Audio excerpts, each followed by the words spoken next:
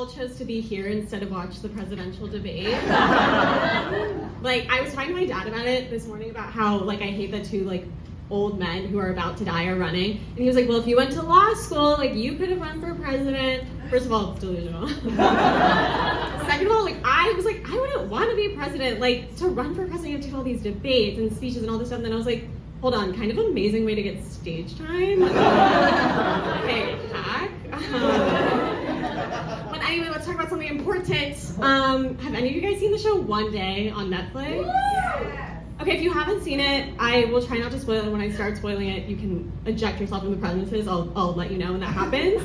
Basically, all you need to know is it's based on a book. It got adapted into a movie, but then they adapted it into a TV show. And in the TV show, the female protagonist is Indian, and the male protagonist is white. And it's about their friendship over 20 years until they finally get together. And I was obviously very excited to watch it because it has a white guy. Guys, I'm kidding. I was so excited to see someone who looked like me on screen as a romantic lead. And after I watched it, it kind of got me thinking that maybe diversity has gone too far. Hear me out. I just think it needs to be on in the fantasy section on Netflix, just because we need to be reminded that the plot is scientifically impossible.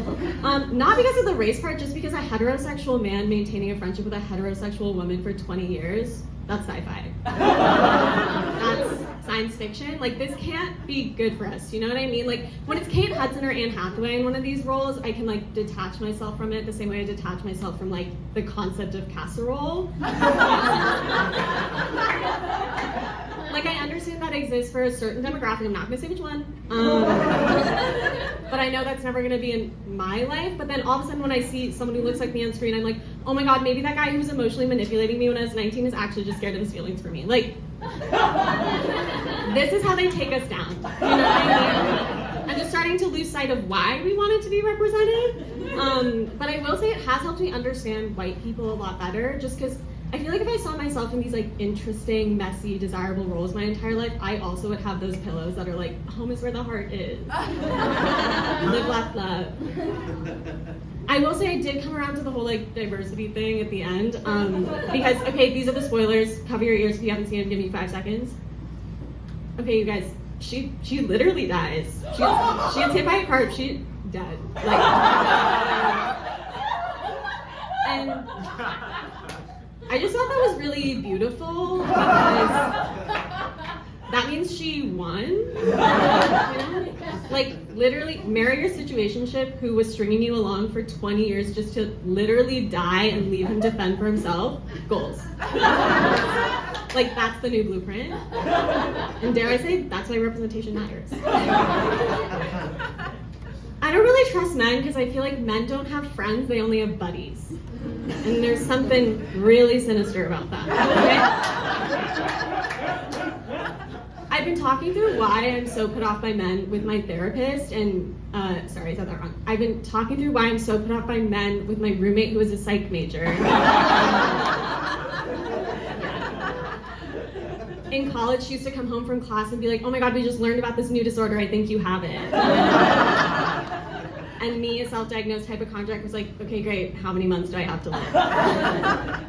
One time I thought I was having a psychotic break, and when I described my symptoms to her, she was like, I think you just have a crush. I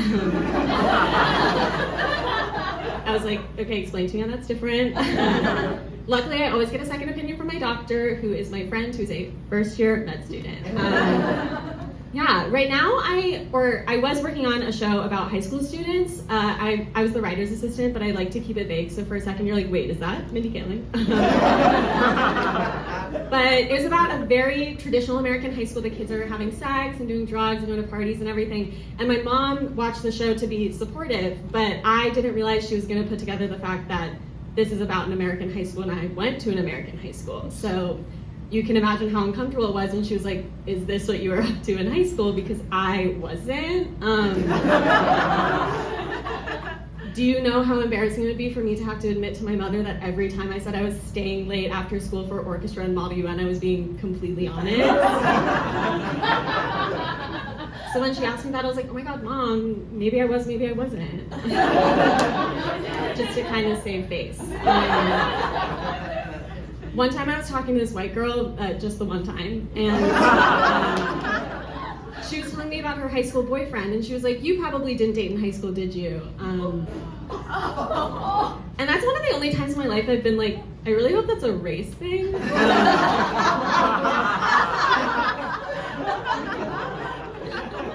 Because otherwise that's just kind of a personality judgment.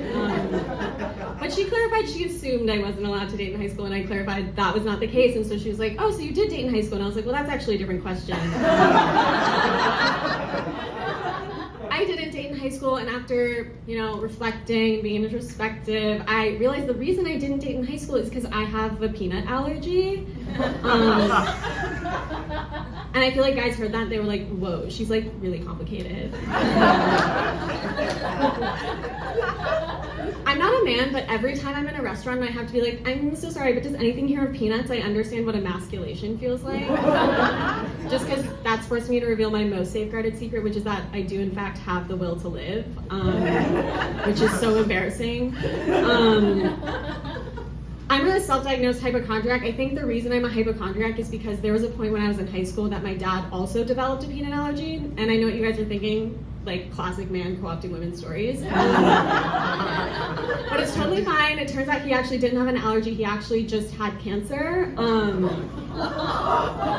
Do you guys know about this cancer stuff? It's kind of like having a peanut allergy, but actually so different. He got diagnosed when I was in high school, I think. I say I think because no one ever actually sat me down and told me. My sister just accidentally let it slip on the phone once, 2 years in. So there were a few months where my parents didn't know that I knew. And so I was just kind of going through their texts and looking through their medical documents, trying to catch them in lies. I felt like an ICE officer. I was like, we need to investigate these immigrants. Okay, I know they're hiding something. But now, so I have a lot of health anxiety, and now I actually work on a medical show. Again, I'm a writer's assistant, but I just wanted to feel like Mindy Kaling that time, so you can just go ahead and let me have that. And it's one of those doctor shows where literally the whole premise of the show is things going wrong in a hospital. So I love my job, it's very cool, but I will say, people say doctors make the worst patients. I don't think that's true. I think writer's assistants on medical shows with one friend in med school make the worst patients. I was at the doctor this morning, and my doctor saw that there was something off in my blood work, and she was like, it's really nothing, it'll be totally fine. I was like, oh, really? That's a very Act 1 thing for you to say. Thank you guys.